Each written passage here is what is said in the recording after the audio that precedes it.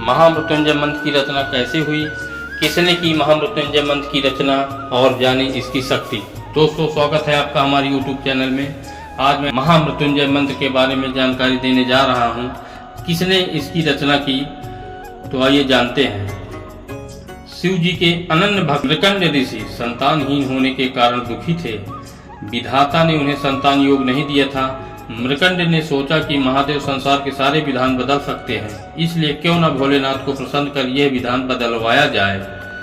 मृकंड ने घोर तप किया। भोलेनाथ मृकंड के तप का कारण जानते थे, इसलिए उन्हें शीघ्र दर्शन न दिया। लेकिन भक्त की भक्ति के आगे भोले झुक ही जाते हैं। महादेव प्रसन्न हुए। उन्होंने ऋषि को कहा कि मैं विधान को बदलकर तुम्हें पुत्र का वरदान दे रहा हूँ, लेकिन इस वरदान के साथ हर्ष के साथ विषाद भी होगा। भोलेनाथ के वरदान से मृकंड को पुत्र हुआ, जिसका नाम मार्कंडेय पड़ा। ज्योतिषियों ने मृकंड को बताया कि यह विलक्षण बालक अल्पायु है, इसकी उम्र केवल 12 वर्ष है। ऋषि का हर्ष विषाद में बदल गया। मृकंड ने अपनी पत्नी को आश्वस्त किया, जिस ईश्वर की कृपा से संतान हुई है वही भोले इसकी रक्षा करेंगे। भाग्य को बदल देना उनके लिए सरल कार्य है। मार्कंडेय बड़े होने लगे तो पिता ने उन्हें शिव मंत्र की दीक्षा दी। मार्कंडेय की माता बालक की उम्र बढ़ने से चिंतित रहती थी। उन्होंने मार्कंडेय को अल्पायु होने की बात बता दी। मार्कंडेय ने निश्चय किया कि माता पिता के सुख के लिए उसे सदाशिव भगवान से दीर्घायु होने का वरदान लेंगे, जिन्होंने जीवन दिया है। 12 वर्ष पूरे होने को आए थे। मार्कंडेय ने शिव जी की आराधना के लिए महामृत्युंजय मंत्र की रचना की और शिव मंदिर में बैठकर इसका अखंड जाप करने लगे।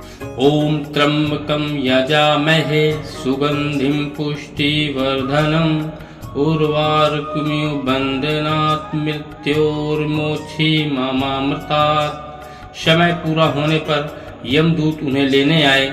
यमदूतों ने देखा कि बालक महाकाल की आराधना कर रहा है, तो उन्होंने थोड़ी देर प्रतीक्षा की। मार्कंडेय ने अखंड जप का संकल्प लिया था।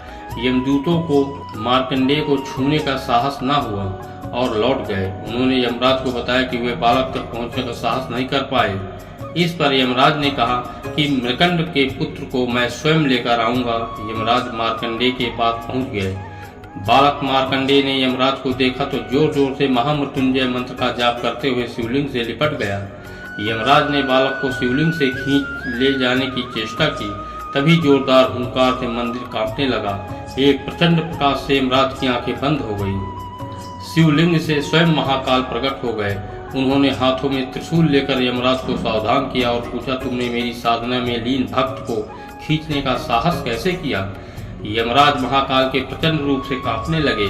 उन्होंने कहा, प्रभु मैं आपका सेवक हूँ, आपने ही जीवों से प्राण हरने का निष्ठुर कार्य मुझे सौंपा है। भगवान चंद्रशेखर का क्रोध कुछ शांत हुआ तो बोले, मैं अपने भक्त की स्तुति से प्रसन्न हूँ और मैंने इसे दीर्घायु होने का वरदान दिया है, तुम इसे नहीं ले जा सकते। यम ने कहा, प्रभु आपकी आज्ञा सर्वोपरि है, मैं आपके भक्त मार्कंडेय द्वारा रचित महामृत्युंजय पाठ करने वाले को त्रास नहीं दूंगा। महाकाल की कृपा से मार्कंडेय दीर्घायु हो गए। उनके द्वारा रचित महामृत्युंजय मंत्र काल को भी परास्त करता है। दोस्तों, जानकारी कैसे लगी कमेंट में ओम नमः शिवाय जरूर लिखें और चैनल को सब्सक्राइब करें। भोलेनाथ की आपको कृपा प्राप्त होगी। धन्यवाद।